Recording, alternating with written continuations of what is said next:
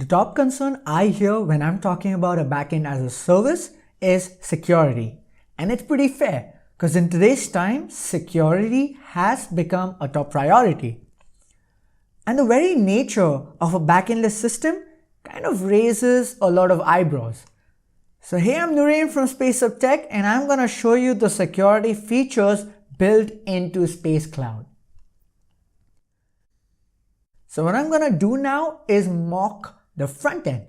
Basically, I'm just going to write some JavaScript code using Node.js and the Space Client API and run it from a terminal.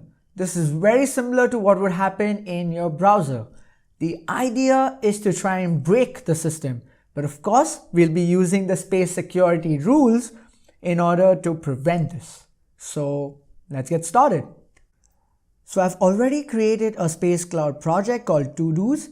The security rules are left to defaults in this case. An important point is that this project is not going to be using the user management module. So I'm assuming there is an existing one and we will be integrating that into this project. So here I've set up a Node.js project in order to mock the front end. I'm using the Space API Node library, initializing the API the same way we used to do, and I am directly trying to get all the to-dos in the database. This essentially could be an anonymous hacker who clearly hasn't logged in and trying to go through and read the contents of your database. Now, let's try to execute this code and see what happens. So I'll go over to the terminal, type in node index, and there we have 401, user unauthenticated. So this is the first security feature we have in Space Cloud, and that is authentication. Space Cloud uses a JWT-based authentication system. JWT technically holds the user's key information like user ID, role, email, etc. And any user without a valid token is not allowed to make any database operations. But does this mean that anybody can make a JWT token?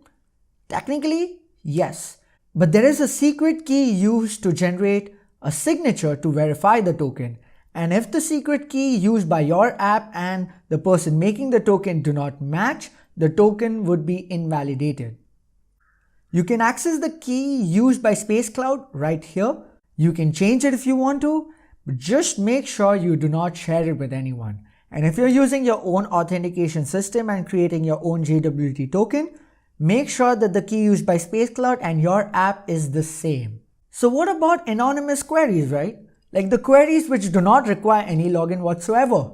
Well, for that you can create an anonymous JWT token, something like this. Note that in this case, role is set to anonymous. So coming back to our Node.js project, as you can see, I am creating a user token right here. Now this is hard-coded. But in your case, it would be a token coming in from the login or the authentication module you have set up. The next step is to set the token in the API object, which I'm doing right here. And then finally, we do the db.get as we had done it previously. Now let's try and run this code. So I'll type in the node index command, and there we have all the to-dos. But this creates another problem for us. I do not want a simple user to go through the entire database of all the to-dos. So how do we do that? For that, Space Cloud offers us security rules. The security rules specify whether a particular operation is carried out or not based on certain criteria. A rule is always against a particular collection. It could be of 4 types, that is query, insert, update, and delete. The documentation for the rules could be found here. There are a bunch of conditions you can use, but for this example, I want that the user should be able to only see his or her own to-dos. For that, I need the match clause. So I quickly copy that and paste it right here.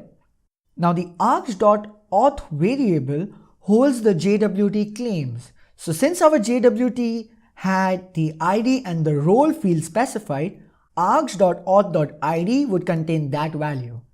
The second one is args.find.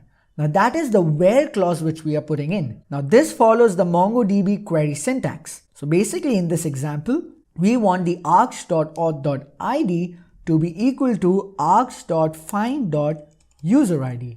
So let's save that. I'll first have to restart the space exec to load the new rules. And now let's try running the code again. This time it gives me a 403.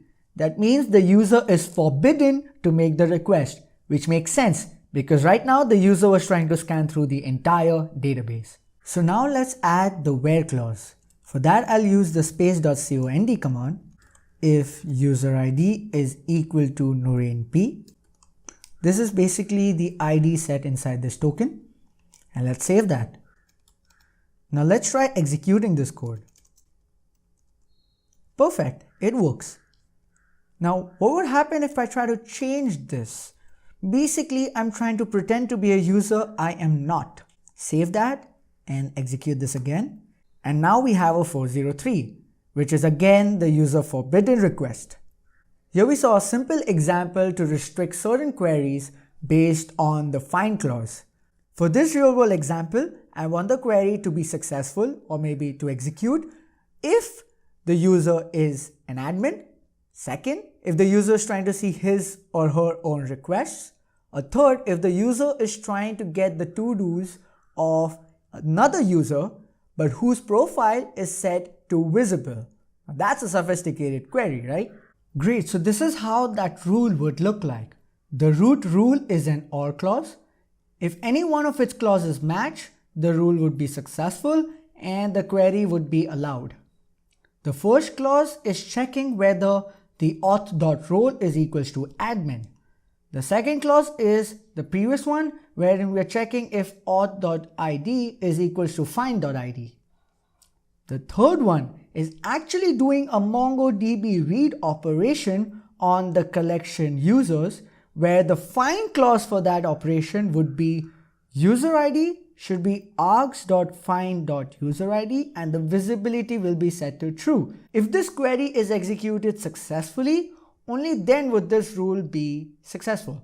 Okay, so that was a bit tricky, but I hope you get an idea of what security rules is and how you can use them in your app. So the security rules feature was built to be extremely flexible and we think it can be used in most of the use cases out there. I do need your help though.